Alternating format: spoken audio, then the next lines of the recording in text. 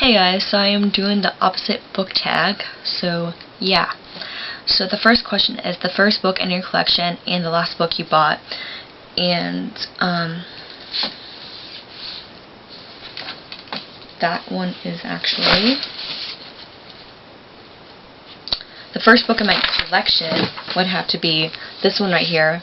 My grandma gave me this, and this is actually one of the books that got me into reading. So yeah. And the last book I bought was Heat List by Jennifer Brown. So yeah.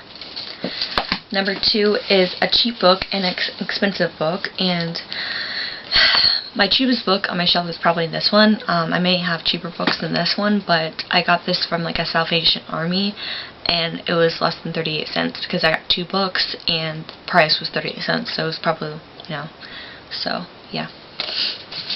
And my most expensive book would probably be one of the Harry Potter books, probably the 6th one or the 7th one, so yeah.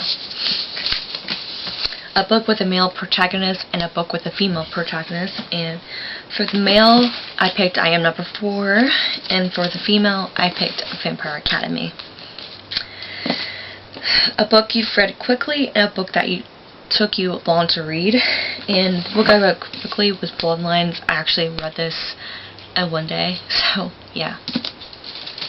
And the one that took me very long to read was The Murder Rules by Julie Kagawa. This actually took me over a month to read, so yeah. I failed, obviously, at life. A pretty cover and an ugly cover. Pretty cover.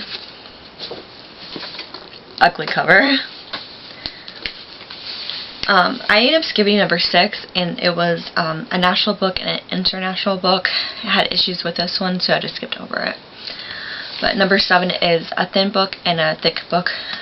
I picked this for thin, and this for thick. Yeah. The next one is a fiction book and a non-fiction book. For the fiction book, I picked 19 Minutes by Jodi Picoult, and for the non-fiction book, I picked A Child Called It by David Pessler. And number 9 is a romantic book and an action book. And honestly, I don't really have action books.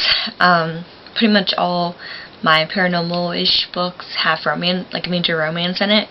So I kind of cheated here, and I kind of picked a book that I feel like has a lot of action in it, but has kind of a little romance in it, and that is the Thirst series, which is actually kind of the last vampire series, which will always be the last vampire series to me, so yeah.